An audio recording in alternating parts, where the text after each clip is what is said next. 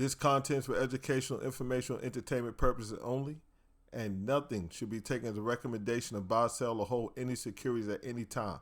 We're here just to tell you how BTA analyze the market, how we look at the markets. This is Rod from BTA, and we are known as the middle traders. We are going to take a look at Tesla. This is part 7 of the FAANGMT, Facebook, Amazon, Apple, Netflix, Google, Microsoft, Tesla. The Magnificent Seven. Okay? This is Tesla. This is part 7. This is the last one of the FAANGMTs, and we're going to take a look at Tesla. Like I said before, I don't see how the major market indexes are going to go to new highs or rally, go on a relief rally, if the FAANGMTs, these large mega cap stocks, don't rally also.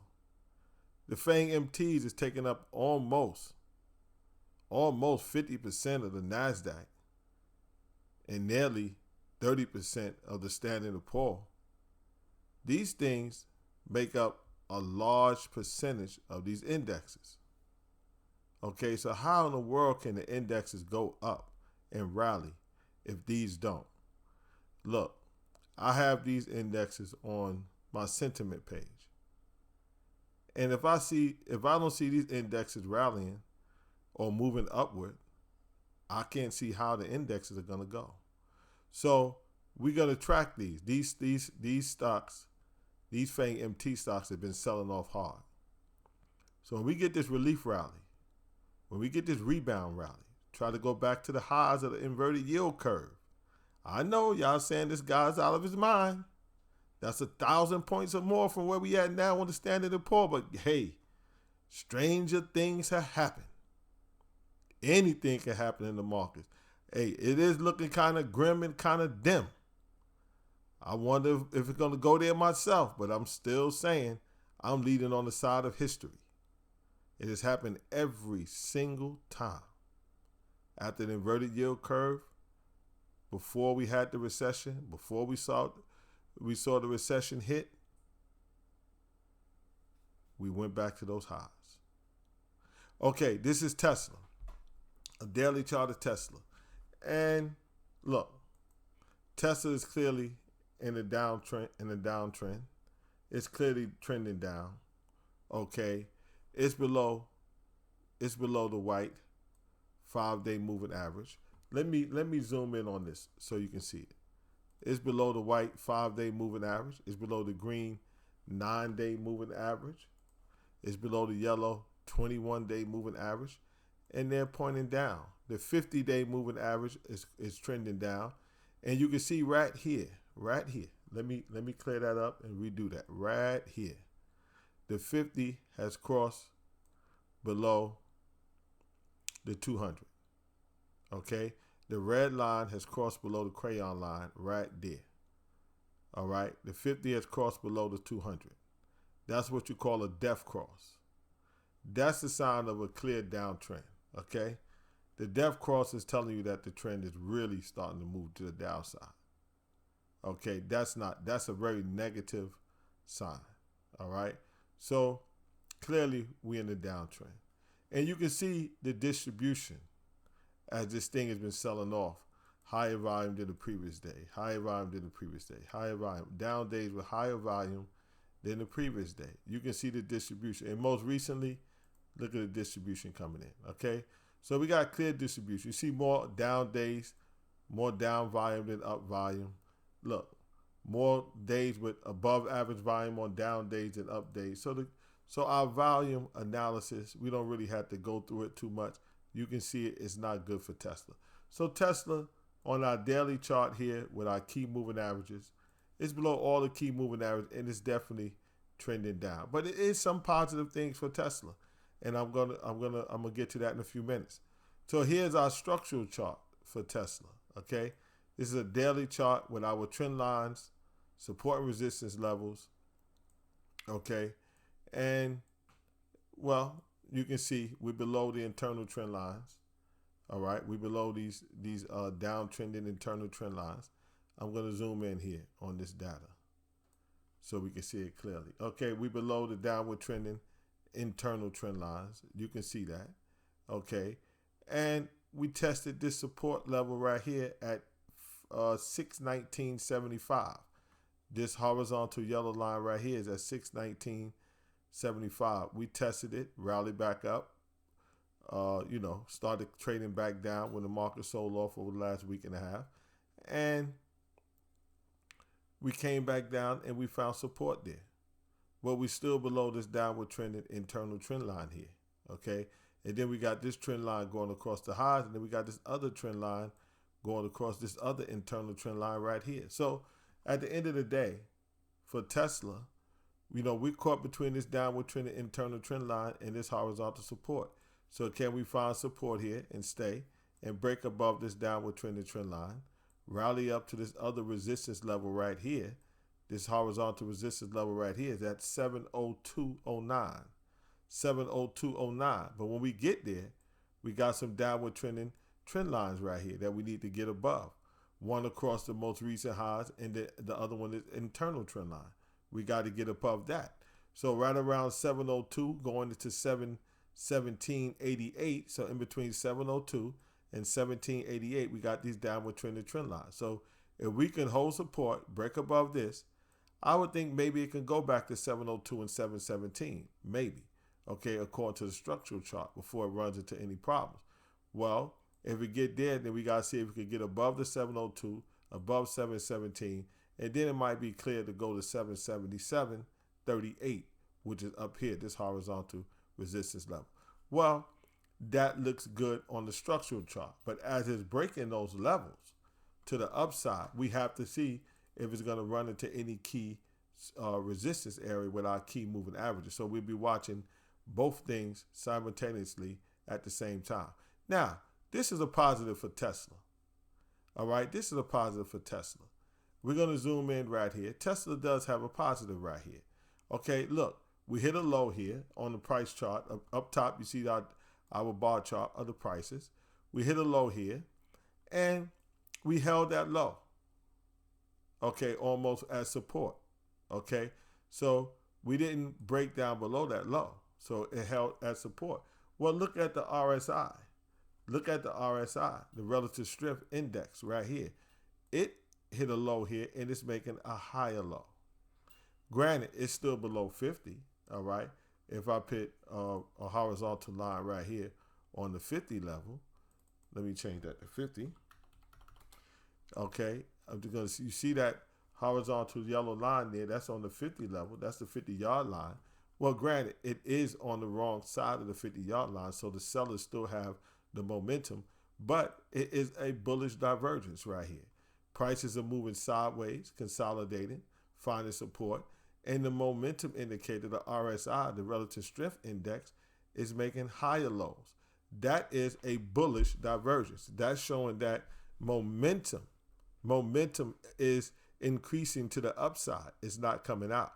And now look at the check-in money flow. It's clearly in the red histograms below the zero line, showing that it's a lot of money coming out of Tesla as it was making lower lows and lower highs and selling off. But notice right here, the bullish divergence. The check-in money flow to the negative histogram bars are starting to get smaller and smaller. If we could get those to turn into the green, then prices may actually start moving up. Okay, because money will be flowing back into Tesla. Well, we got some bullish divergences here. This is bullish. Okay, this is a bullish divergence on the momentum indicators, check-in money flow and the RSI. So that is positive for Tesla. Okay, that's positive. So it's not all gloom and doom. Okay, we got some positive here. And look at the stochastic right here. The stochastic right here. It is also showing a bullish divergence. At prices moving sideways, the stochastic is making a higher low. The KST, the no sure thing, ping parameter, it goes by different names, it has a bullish crossover and trying to move higher as prices are moving sideways. Let me zoom in on that. Let me zoom in on that, okay? Let me zoom in on that. Here we go. Let's zoom in on that. You see, as prices are moving sideways up top, we have bullish divergences on Tesla here. This is positive. Granted, the stochastic is still pointing down, but it has not hit these lows yet, as price has already hit these lows. So maybe Tesla might have a chance to turn up. Okay, but right here, the no sure thing has given us a bullish crossover right at these lows here, and it is showing more positive upside momentum, telling us that the rate of change, the pure momentum, the RSI is close to being pure momentum, but the rate of change is pure momentum. Okay, that's pure momentum. It is getting positive. KST looks at several different rates of changes. Well, let's go to our 4 rate of change chart. And I'm telling you, it is some positives for Tesla. I know Elon is a madman, okay, but I love him. But I know he's a nut. But some people say I'm a nut too, okay? But maybe he's crazy as a fox. But look, here's the sideways price action. We got a low here, and we held at that low with support sideways. Well, look at the 21 period rate of change, which represents 1 month. Look at the rate of change in the last 1 month has been increasing. So as prices are moving sideways, okay, prices are basically moving sideways here, okay, sideways to down. We got a downward trend in 21. That's a yellow line here, and a downward 50. So yeah, we know the trend. The overall intermediate trend is down. We see the 200-day moving average on our moving average chart. It's pointing down, so we know the trend is down. But the 21 period rate of change here is showing positive momentum. That's pure momentum. Rate of change is pure momentum. One price point to the next price point. What is the rate of change? Is it positive, negative? Positive by how much? Negative by how much? Pure momentum. Pure price momentum. That's what the rate of change is. Right now, over the last month, if you can see, it's going to be hard to see here. It says negative 8.39. That means that over the last 21 periods, 21 trading days, which represents basically a month, Tesla is down 8.39%. Down here, we got the 63 period rate of change, the last 63 days, which is going to pretty much represent a quarter, 3 months. Well, over the last 3 months, Tesla is down negative 2.818, which means it's down 28.18%. Okay, so this is pure momentum. Look, but look at the canary in the coal mine. I keep telling you, the 125 right here is the canary in the coal mine. Okay? We got a bullish divergence in the canary in the coal mine, right here. The 125 rate of change the last 6 months. Prices are moving sideways. The canary in the coal mine is giving us a bullish divergence. It's moving up.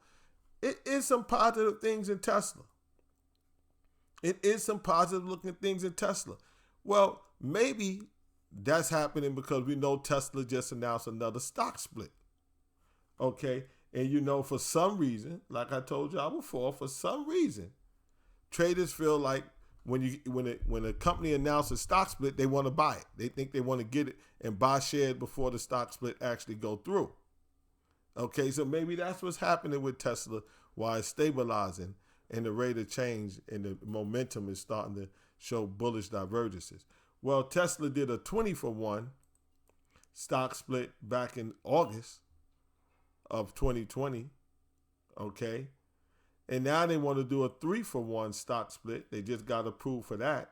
They want to do a 3-for-1 stock split, okay? So they want to split again. So they do it. They done did 2 splits in the last 2 years, basically.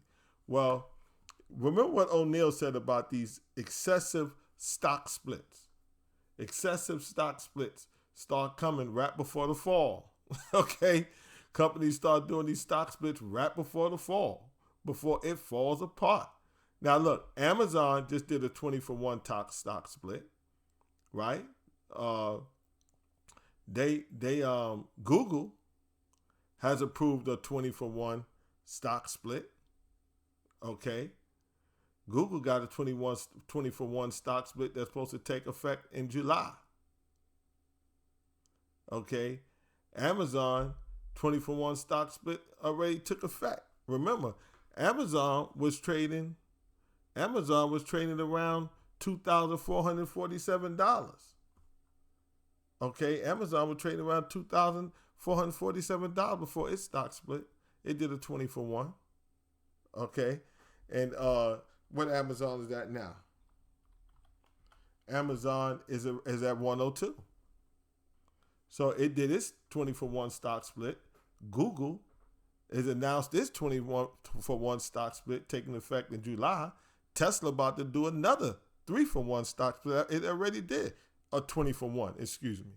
Excessive stock splits is a sign of trouble.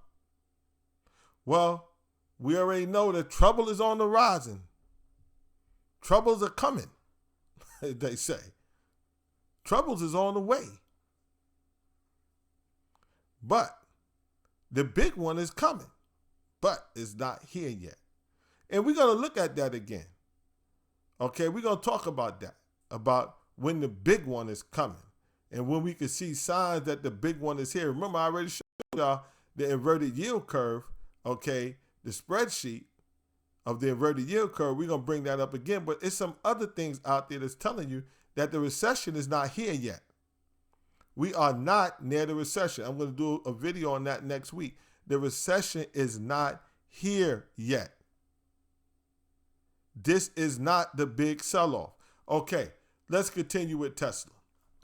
All right, let's continue with Tesla. I don't want to go off into a rant. All right, let's continue with Tesla. You know, I start ranting in a heartbeat. All right, let's look at the guppy for Tesla. Well, you see what the guppy is telling us. All right, the guppy is telling us straight up Tesla is in a complete downtrend. Okay, it's in a complete downtrend. You see the magenta line of closing prices are below the shorter term faster green moving averages. The magenta line of closing prices is below it. And we're definitely well below the downward trend of longer term red moving averages. So the guppy is telling us that Tesla is in a clear downtrend and the momentum is definitely to the downside. Now let's quickly look at the weekly charts, okay, for Tesla. Now, look, we haven't gotten to the 150-week moving average. We just broke below the 100-week moving average for Tesla. That's this magenta line. Right now, we're on the weekly chart of Tesla. Here's the 100-week moving average. We're below that now. We just broke below it. We just got a death cross not too long ago. So now we're below the 100-week moving average. We're below a downward trending, this white line, which is a 4-week moving average, right? We're below a downward trending 8-week moving average, the green line. And you see the 13-week, the 30-week, the 40-week, all that is right up here together. Okay, 40-week, 50-week, 30-week is all right here together. So that's these moving averages up here. It's all right here together. So right now, Tesla is below some very long-term key moving averages on the weekly chart. All right. So we have to see if Tesla can at least try to get back above this downward trending 4-week, this downward trending 8-week, okay, and this sideways flat to a little bit up 100-week moving average. That's the thing. That's where we at. The 100-week is at 102. The 4-week is at 102. The 100-week is somewhere right around 125. And the 8-week is at 1. What am I saying? 1. The stock split didn't happen yet. Please forgive me, y'all. What am I talking about? 1. Strike that from the record, okay? The 4-week moving average is around 702. 702. The 100-week moving average, the magenta line right here, the 100-week moving average is at 725. So the 4-week, 702, the 100-week, 725, and the 8-week at 747. Okay? So I'm sorry about that. What's wrong? I got a brain freeze for a minute. All right, $700. All right, not no 100, 700. All right, so that's where we at. All right, we got the 4 week at 702, we got the 100 week at 725, and we got the 8 week at 747. That's what's right over our head right now. We don't want to come down here to the 150 week if we don't have to. Well, we see the volume is much higher, okay, than the previous week, but we had triple witching last week, so we know the volume is going to be higher when all those option expirations are coming in at the same time. So we got a lot of key overhead resistance here. Let's look at the structural chart on the weekly chart, okay, and then we'll leave it at that because we know Tesla got to have some work, just like all the rest of the FAANGMTs. But when they start turning, when they start doing better, okay, the market will probably be doing better. So we have to watch these. This is another indication of the strength and the breadth and the power of the overall market. So right now you see we came down. We found support right around 620. We at 650 right now. And then we got an overhead resistance level right here, this red line. That's at 700. A big round number, 700. Okay? Century mark. Hey, what did our boy Jesse Livermore, one of the greatest traders of all time, say about those century marks? 100, 200, 300, 400, those century marks. Well, look, he said when you break above those century marks with volume, you can go pretty high, pretty fast. If you break below it on volume, you could drop pretty hard. So those century marks are key levels. Well, Tesla ran up to its century mark, okay, this week, all right, last week, okay, and it ran up to 700, got just a little bit above it, and it pulled back, okay? So the next overhead resistance, you see that fractal right there? You see that fractal right there? The next overhead resistance level for Tesla to try to get above would be the 700 level, okay? Well, the support is at 620. You see, we stopped dang there to the T of that fractal. Woo, don't let nobody tell you this stuff don't work. For some reason, why the prices keep stopping at them. Here, fractal, 620.57. We came right down to it this week and almost tested it to the T. Bounced off of it, and we closed right at 650. So we got support at 620 for the long-term weekly support levels, 620.57. We got resistance at 700 basically, okay? And we have to see what Tesla is going to do. But remember what I told you earlier. We see some positive things for Tesla, okay? So now if we got resistance at 700 and we see that 4-week moving average, okay, on our moving average chart, that 4-week moving average is at 702. 702. And then we have the 100-week moving average on the weekly chart at 725. And then we got the 8-week moving average at 747. Well, if we could get above 700 and then get back above that 100-week at 725, possibly break that 747 8-week moving average, okay, then that 781, the next overhead resistance level is looking mighty real. That 781 is looking seriously for real that it's possible it can get there. And when it get there, then we got the next area of interest. 781 is right here, this overhead long-term weekly resistance level. You see what's there next? Internal trend lines, outside downward trending trend line. We break above that, then I don't see why 900 and it is not a possibility. So that's Tesla, okay? That's Tesla. They all in the doghouse. All the FAANGMTs are in the doghouse. The market is selling off. We're in a major correction. But this is not the big one. And if the history is to be correct and we rally back to all-time highs, or what I think is possible, the high of the inverted yield curve, that's really what history is being correct. I'm sorry, I might have misspoke this now.